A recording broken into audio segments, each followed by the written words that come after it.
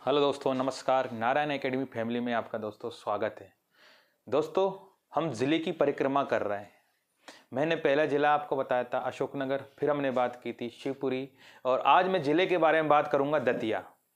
दोस्तों, हम 52 ज़िलों के बारे में बात करेंगे और 52 ज़िलों में से आपका एक क्वेश्चन भी बाहर कभी नहीं जाएगा। तो मैं आपसे बस इतना ही बोलना चाहूँगा कि हर ज़िले का आपको 10 फैक्ट हर हमेशा याद रखना है, क्योंकि हमारा दिमाग उतना ही क्या कर पाता, रिजर्व कर पाता है। तो आज हम बात कर रहे हैं दतिया के बारे में। दतिया का प्राचीन नाम दिलीप नगर था। दतिया का प्राचीन नाम दिलीप नगर था। प्राचीन काल में दतिया को दंतवक्त की राजधानी माना जाता था, यानी पुराने समय में दतिया को दंतवक्त की राजधानी मानी गई है। वेरी वेरी इंपॉर्टेंट है आपका, आप सब लोगों को पता है, पीताम्बरा देवी की नगरी के नाम से प्रसिद्ध है। ये पीताम्बरा देवी की नगरी के नाम से प्रसिद्ध है दतिया।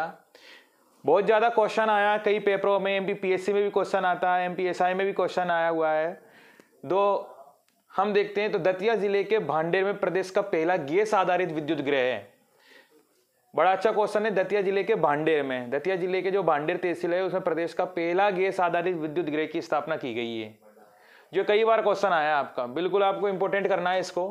गुर्जरात से अशोक का अभिलेख प्राप्त हुआ है, जो यानी दतिया में गुर्जरा से अशोक के अभिलेख प्राप्त हुए हैं, जो ब्राह्मी लिपि में लिखे गए हैं। तो गुर्जरा से अशोक के अभिलेख प्राप्त हुए हैं, उसमें अशोक का नाम अशोक दिया गया है। यानी जो दतिया को लघु वृंदावन के नाम से जाना जाता है। लघु वृंदावन के नाम से इसलिए जाना जाता है कि यहाँ मंदिरों की अधिकता है। कहा जाता है 65 से 75 के समथिंग बड़े मंदिर है और छोटे मंदिरों की संख्या क्या है, बहुत ज्यादा है। तो लघु वृंदावन के नाम से भी जाना जाता है। जिस तरह वृंदावन में मंदिरों की संख्या अधिक है, उसी तरह यानी दतिया में भी क्या मंदिरों की संख्या अधिक होने के कारण इसको लघु यानी कम है, पर इतने भी कम नहीं है, तो लघु वृंदावन के नाम से जाना जाता है किसको, दतिया को। जैनों का तीर्थ स्थल सोनागिरी यहीं पर है। जैन धर्म के जो तीर्थ स्थल है सोनागिरी, कहा जाता है, बोला जाता है यहाँ पर जैनों के 108 मंदिर है। तो जैनों का तीर्थ स्थल वेरी वेरी इंपॉर्टेंट है, सोनागिरी यही है। आपके इन फैक्ट में से क्वेश्चन आता ही आता है।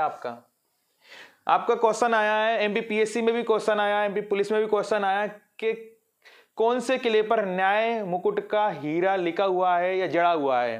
तो पूछेगा ग्वालियर का किले पे, दतिया के किले पे, ठीक है ना, अशोकनगर किले पे या बजरंगगढ़ के किले पे, ऐसा क्वेश्चन आएगा आपका। तो न्याय मुकुट का हीरा दतिया के किले पर लिखा हुआ है।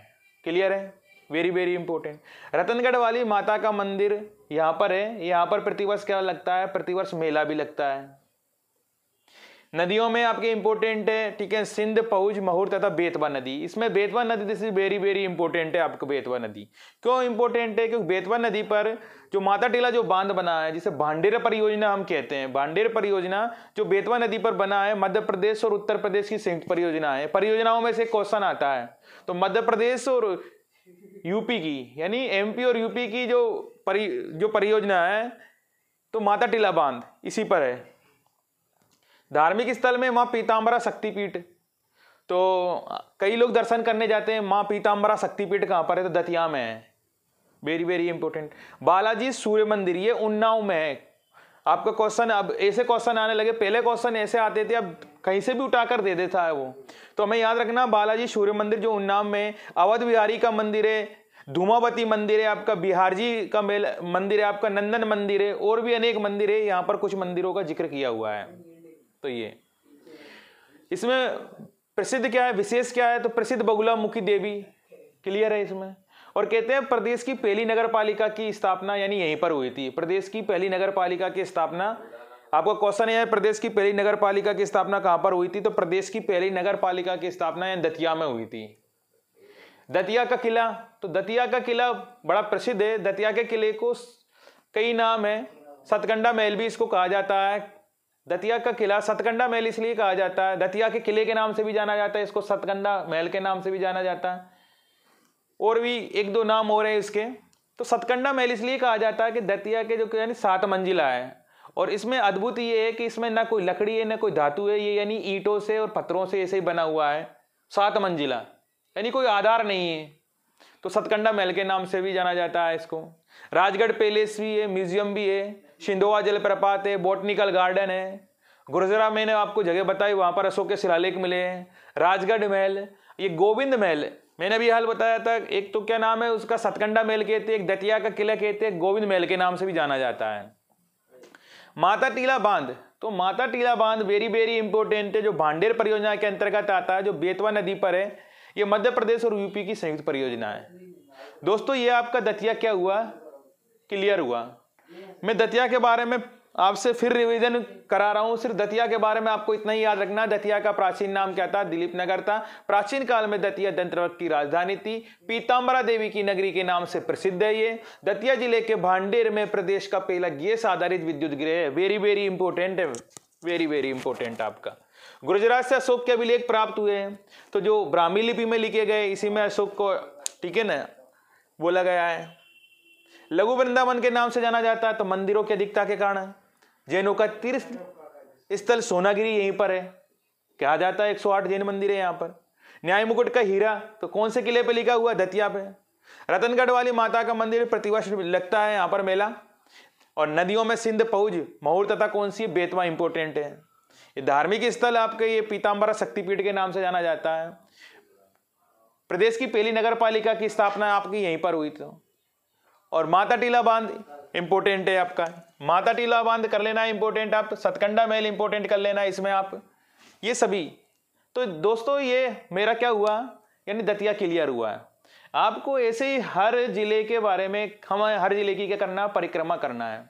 जिलों में बहुत सारी बातें होती है, उसका क्षेत्रफल अलग हो जाता है, ठीक है ना, लिंगानुपात अलग हो जाता है, शिक्षा अलग हो जाती है, कई बातें होती है। पर मैंने बोला हमें 10 फैक्ट, कम से कम 10 फैक्ट याद रखना है, क्योंकि हम कितने जिलों के बारे में बात करेंगे, हम 52 जिलों के बारे में क्या करेंगे, बात करेंगे। क्लियर है। तो ये आज दतिया क्या, तो दोस्तों सभी जिलों के बारे में अपने पोस्टमार्टम करना है, सभी जिलों के बारे में अपने जानकारी लेना है। और ये कंपटीशन के लिए बहुत जरूरी है, क्योंकि हर जिलों में से आपके क्वेश्चन यानी आना ही आना है। आप ज़्यादा से ज़्यादा लाइक करें, शेयर करें और सब्सक्राइब करें इस चैनल को, क्योंकि आपके जो सब्सक्राइब, आप जो शेयर करते हैं उसी से क्या है, एनर्जी है। तो आप एनर्जेटिक रहे, आप स्वस्थ रहे, आप व्यस्त रहे, आप मस्त रहे, आपको पूरी एनर्जी लगाना है। हमें रेगुलर तरीके से, हम एमपी को ऐसे थोड़ी कि हम एमपी को ऐसे ही पढ़ रहे हैं। आनंद सर आपको पूरा विस्तार से पढ़ा रहे हैं, मैं आपको जिले से पढ़ा रहा हूँ। अभी कुछ ही दिनों में 1 लाइन फैक्ट में भी हम पढ़ेंगे। हम कई तरीके से पढ़ेंगे एमपी को।